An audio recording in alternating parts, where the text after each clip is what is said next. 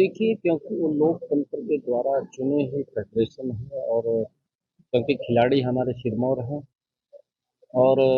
सरकार उनकी बात को सुनती है, परंतु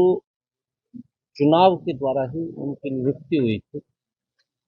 और जो भी निर्णय क्योंकि खेल मंत्रालय ने लिया है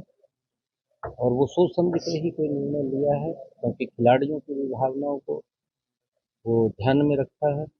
और उसको लेकर के जो भी निर्णय आया है, क्योंकि उसके बारे में अभी मैं पूरी विषय के ऊपर तो बात नहीं रख सकता, क्योंकि जो फेडरेशन बनी थी, फेडरेशन वो वोटिंग के आधार के ऊपर बनी, लोकतंत्र है, लोकतंत्र के अंदर वो चुने गए हैं और जो खिलाड़ियों की उनकी भावनाएं थी, क्योंकि मैं देखता हूं कि आदरणीय नरेंद्र मोदी जी के समय के अंदर इन 10 वर्षों में जो खिलाड़ियों को आगे बढ़ाने के लिए काम हुए हैं, जिस प्रकार से आज देश चंद देशों की लाइन के अंदर आकर के खड़ा हो गया, गोल्ड मेडल, सिल्वर मेडल, कांस्य पदक जो हमारे खिलाड़ी लेकर के आ रहे हैं, उसके पीछे सरकार बड़ी मजबूती से खड़े होकर के उनको तैयार कर रही है, उनको खड़ा कर रही है, उनको आगे बढ़ाने का काम कर रही है। उसके लिए सरकार जो चाहे जितना बजट उसके ऊपर खर्च होता है, नरेंद्र मोदी जी और मनोहर लाल जी, आप देखते हैं कि ये दोनों हमारी सरकारें कि अगर हम पूरी दुनिया के अंदर भारत को देखें तो एक बड़ा स्थान खिलाड़ियों ने जो गोल्ड मेडल है उसके अंदर खड़ा किया है ला करके, और उस देश के स्थान के अंदर हरियाणा के खिलाड़ियों ने हमारा पूरे देश के अंदर आगे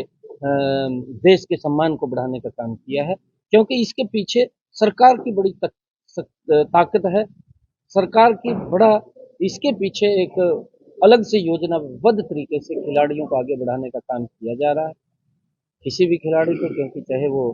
किसी प्रकार की कोचिंग ले, सरकार उसको देने के लिए तैयार रहती है और उनके लिए अलग से भी बजट खर्च करने का कार्य सरकार करती है। और हम देखते हैं कि दोनों सरकारों ने मजबूती से जब खिलाड़ियों के लिए आदरणीय नरेंद्र मोदी जी और मनोहर लाल जी ने काम किया है, तो उसके परिणाम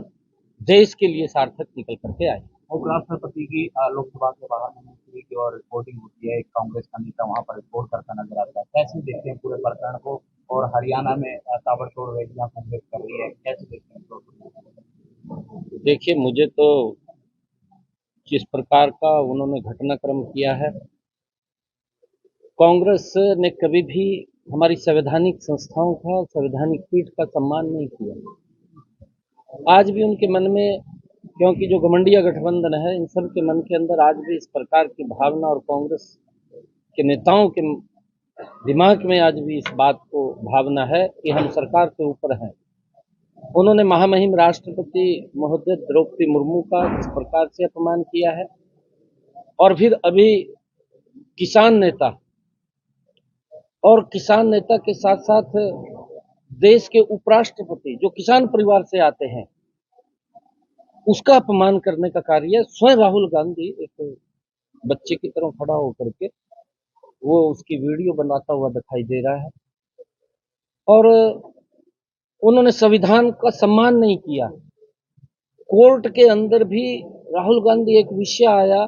उसकी सदस्यता चली गई, परंतु कोर्ट का सम्मान नहीं किया। आज भी वो कोर्ट से ऊपर मानता है अपने आप को, और कोर्ट ने जब फैसला सुनाया तो उसकी सदस्यता चली गई। आज भी उनके दिमाग के अंदर वही बात है कि हम कोर्ट से ऊपर हैं। ये एक परिवार के, ये लोकतंत्र है, लोकतंत्र से ऊपर मानते हैं। कांग्रेस के लोग एक परिवार को इस देश से ऊपर मानते हैं। ये दुर्भाग्यपूर्ण है। इसकी जितनी निंदा की जाए उतनी कम है और माफी मांगनी चाहिए। उपराष्ट्रपति महोदय एक संवैधानिक पीठ है, संवैधानिक संस्था है, जिस प्रकार की उन्होंने उसको अपमानित किया है, पूरा देश उसकी निंदा कर रहा है। आने वाले समय के अंदर इसका खामियाजा कांग्रेस जहां खड़ी है उससे भी 0 नीचे चली जाएगी।